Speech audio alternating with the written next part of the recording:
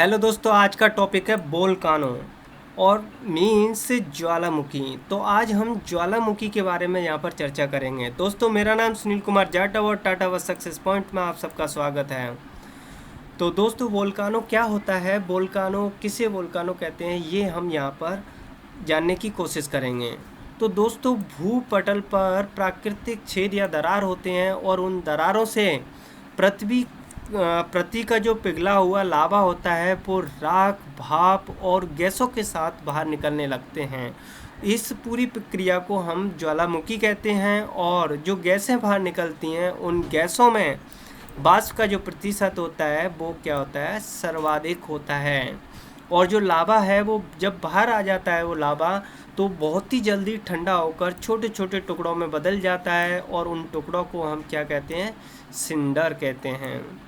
तो दोस्तों, उद्गार की अवधि के अनुसार तीन प्रकार के मतलब ज्वालामुखी में जब उद्गार होता है और उस उद्गार के आधार पर ज्वालामुखी को हम तीन भागों में डिवाइड करते हैं। तो पहला भाग जो है वो है सक्रिय ज्वालामुखी, दूसरा है प्रसुप्त ज्वालामुखी जिसको इंग्लिश में डोरमांट कहते हैं, और तीसरा है शांत ज्वालामुखी। तो इस प्रकार ये तीन प्रकार के ज्वालामुखी होते हैं। अगर हम पहले ज्वालामुखी की बात करें तो ये इनमें क्या है कि अक्सर उद्गार होता ही रहता है। और जो प्रसुप्त ज्वालामुखी हैं ये ऐसे ज्वालामुखी होते हैं कि भविष्य भूतकाल में यानी कि इतिहास में पहले, इनमें निकट इतिहास में कभी ज्वालामुखी नहीं हुआ है। बहुत पहले हुआ होगा लेकिन अभी मतलब हाल ही में कोई इसमें उद्गार नहीं हुआ है। तो इस प्रकार के ज्वालामुखी को प्रसुप्त ज्वालामुखी कहते हैं।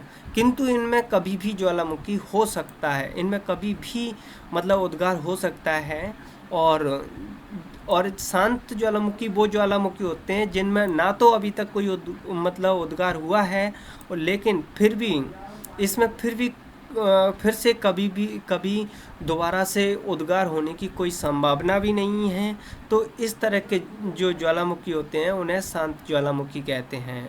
तो जो सक्रिय ज्वालामुखी हैं विश्व में, जिनकी संख्या है लगभग 500 के आसपास है।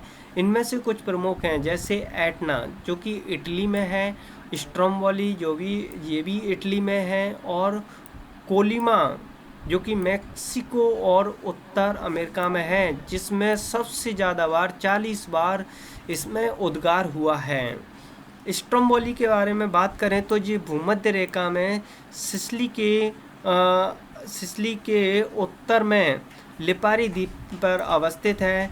इसमें हमेशा प्रज्वलित गैसें निकलती रहती हैं, और इस प्रकार जो गैसें निकलती हैं उनके वजह से आसपास का जो क्षेत्र होता है वो हमेशा प्रकाशित रहता है। इसलिए इस जो ज्वालामुखी है उसे भूमध्य सागर का प्रकाश स्तंभ भी कहा जाता है।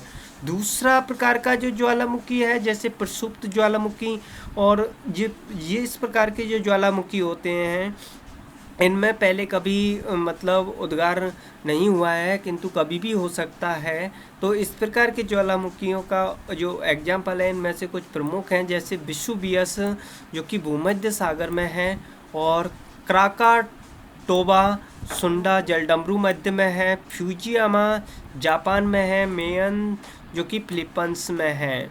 इसके अलावा शांत ज्वालामुखी के उदाहरण हैं जैसे कोहो सुल्तान एवं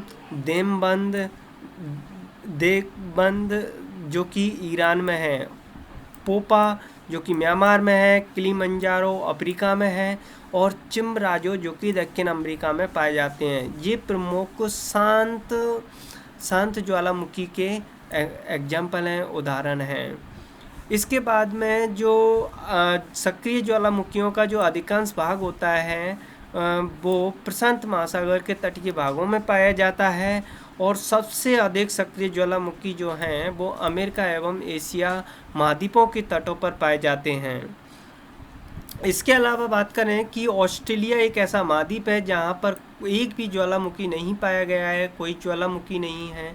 लेकिन ज्वालामुखी के टाइम पर ज्वालामुखी से रिलेटेड कुछ टर्म्स हैं जैसे कि गैसर गैसर किसे कहते हैं? गैसर जो है वो ज्वालामुखी के उद्गार के समय दरारों और सुराखों से होकर जलवाष्प बहुत अधिक ऊंचाई तक निकलता रहता है, और इस प्रकार से जो मतलब जो जलवाष्प निकलता है दरारों से, सुराखों से, उसको हम गैसर कहते हैं।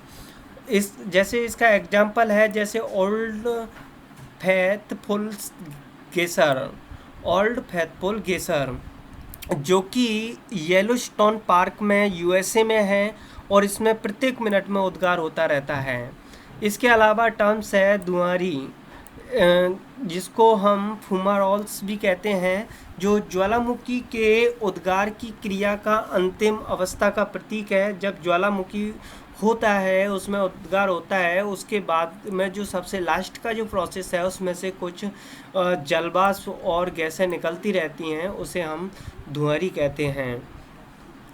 इसमें जो जो सोलफतारा गंधक युक्त दुआरों को सोलफतारा कहते हैं, और हजारों दुआरों की जो घाटी है अलास्का को कहा जाता है। अलास्का जो है हजारों दुआरों की घाटी है, जो कि कटमई पर्वत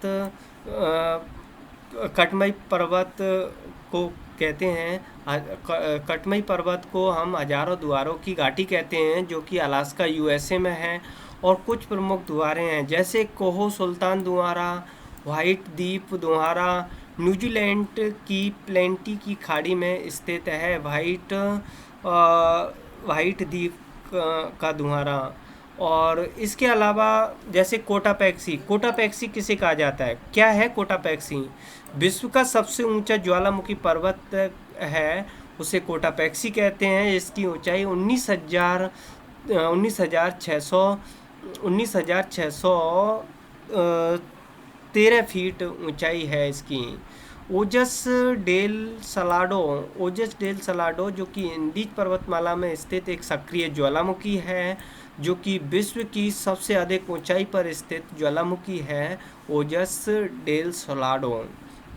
एकांका गुहा जो कि एक शांत ज्वालामुखी है, ये भी इंडीज पर्वतमाला पर स्थित है, लेकिन जो कि विश्व की सबसे अधिक ऊंचाई का शांत ज्वालामुखी है एकांका गुहा, जिसकी ऊंचाई 6,960 मीटर की है। तो दोस्तों, ये वीडियो आपको अच्छा लगा हो तो आप इसे लाइक करें, सब्सक्राइब करें। Thank you.